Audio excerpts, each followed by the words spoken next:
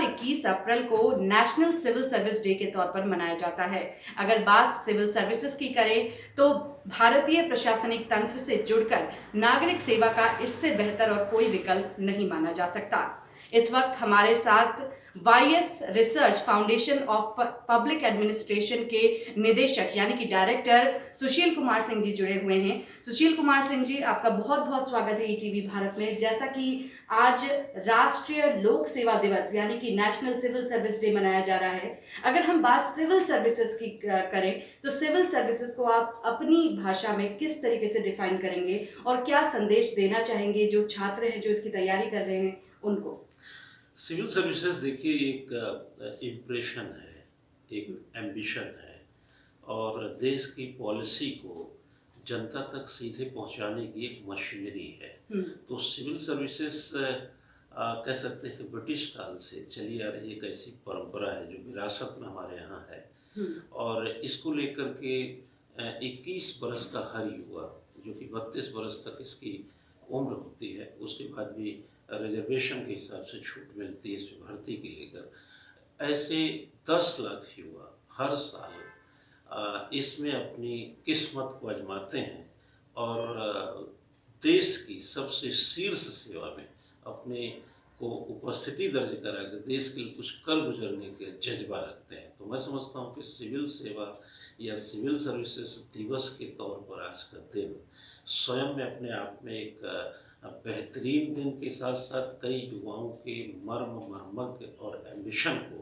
पूरा करने का एक बड़ा रास्ता देता है। बिल्कुल। एक सवाल और है जो युवाओं के मन में अक्सर आता है कि वो इस बात को लेकर भी अक्सर कंफ्यूज रहते हैं कि हम कौन सी स्ट्रीम से आते हैं। क्या कुछ ऐसी स्ट्रीम्स भी हैं जिससे जुड़े लोग सिविल सेवा की तैयारियां नहीं कर सकते, या हर स्ट्रीम के जो छात्र हैं उनके लिए इसके दरवाजे खुले हैं? नहीं, ये यूपीएससी का सीधा है, ग्रेजुएट इन एनी डिसिप्लिन।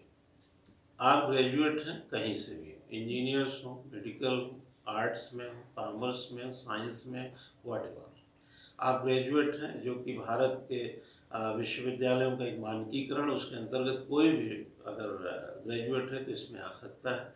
इसलिए ये कोई रोक टोक नहीं, ना परसेंटेज का कोई रोक टोक है कि आपका इतना प्रतिशत होना चाहिए। सिंपल और सिंपल, मैं तो इसको मानता हूँ कि सिंपल इसलिए मैं बोल रहा हूँ क्योंकि ये एक सिस्टमेटिक एग्जाम है। ज्ञान क्रमबद्ध ज्ञान को विज्ञान कहते हैं और यूपीएससी एक ऐसी वैज्ञानिक विधा लिए हुए सिविल सर्विसेज का एग्जाम, एक पद्धति, एक ऐसी व्यवस्था, प्रीलिम्स मेंस एंड इंटरव्यू और पाठ्यक्रम एक ऐसा सिस्टम है कि अगर इसको बारी बारी से वक्त दिया जाए और ठीक से समझा जाए तो कंसेप्चुअल एक बिहेवियर के अंतर्गत कोई भी युवा इसको ठीक से समझ करके अपनी इस परीक्षा में उपस्थिति दर्ज करा सकते हैं। जैसा कि आपने बात की परीक्षाओं की, अब सबसे अहम सवाल ये भी उठता है कि परीक्षा की तैयारी कैसे करें, जो परीक्षा का फॉर्मेट है वो किस तरीके का है? परीक्षा के फॉर्मेट में तो ये है कि प्रारंभिक परीक्षा है। पहले प्रारंभिक परीक्षा में 2 प्रश्न पत्र हैं, एक सामान्य अध्ययन प्रथम बोलते हैं, सामान्य अध्ययन द्वितीय, जिसको जनरली सी सेट बोल देते हैं। हालांकि यूपीएससी सी सेट नहीं कहता, civil services aptitude test. First paper में उसका जो स्टैंडर्ड है मापने का, जैसे हिस्ट्री है, ज्योग्राफी है, इंडियन पॉलिटी, इंडियन इकोनॉमी है, साइंस टेक है, करंट अफेयर्स वगैरह के क्वेश्चंस वगैरह वगैरह। सेकेंड पेपर में जैसे कॉम्प्रिहेंशन है, डिसीजन मेकिंग है, कम्युनिकेशन है, इंटरप्रिटेशन है, डाटा इंटरप्रिटेशन, अर्थमेटिक है, डाटा सफिशिएंसी है, ऐसे करके क्वेश्चंस आते हैं। 100 question first paper, 80 question second paper में। सेकंड पेपर का ये है क्वालिफाइंग नेचर का होता है, उसमें 66 मार्क्स ही पा लिया जाए 200 में, क्योंकि उसके 80 जो क्वेश्चंस होते हैं वो 2.5 नंबर के होते हैं, इसलिए 200 हुए और 66 नंबर यानी 66 मार्क्स पा लिया जाए तो क्वालिफाई मान लिया जाता है। आफ्टर मेरिट फर्स्ट पेपर से बनती है, जिसमें 52, 53, 54, 55 ऐसे क्वेश्चन 100 में सही करने वाले क्वालिफाई कर लेते हैं प्रीलिम्स को, और ये माइनस मार्किंग भी होती है। अगर हम जो आखिरी जो एग्ज़ाम पैटर्न है उसकी बात करें तो वो होता है इंटरव्यू, और इंटरव्यू ही कई बार हम सुनते हैं कि इंटरव्यू में बहुत छात्र रह जाते हैं जो मेंस भी क्लियर कर जाते हैं, लेकिन एट लास्ट इंटरव्यू में आकर कहीं ना कहीं वो चूकते हैं। क्या कहना चाहेंगे, आखिर इंटरव्यू की तैयारियां कैसे करें और इंटरव्यू किस तरीके का होता है? देखिए 21 अप्रैल को सिविल सर्विसेज डे है, 26 अप्रैल को जस्ट 5 दिन के बाद साक्षात्कार 2020 सिविल सर्विसेज का होने भी जा रहा है शुरू। ये अच्छा टाइम भी है कुछ बोलने के लिए भी। Interview that is a personality presentation, और इंटरव्यू एक सिचुएशन है, 4-5 लोग 6 लोग बैठ करके बात करते हैं। इसको आप चर्चा भी कहिए, परिचर्चा भी कहिए, डिस्कशन वगैरह वगैरह जो भी हिंदी अंग्रेजी में बोले, विवेचना, समीक्षा, ये सब पर्सनालिटी के इर्द गिर्द होता है। अब कोई भी प्रश्न आता है, हर विद्यार्थी सोचता है हर प्रश्न का जवाब देना है, ये सही नहीं है। इंटरव्यू का मतलब होता है कि आप क्लियर कट रहो, ट्रांसपेरेंसी, अकाउंटेबिलिटी, इसकी सबसे बड़ी इंपॉर्टेंट चीज़ है।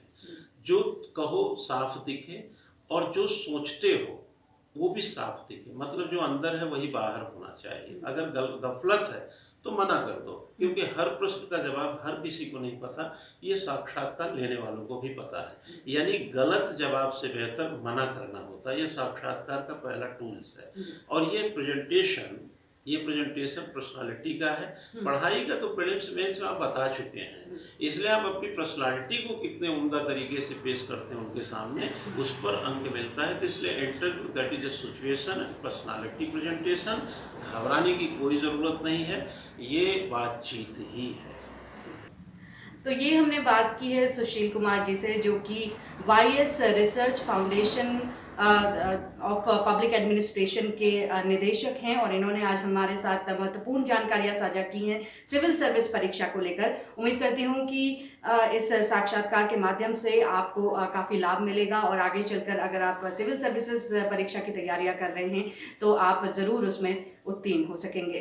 देहरादून से ETV भारत के लिए प्रगति बचौली की रिपोर्ट।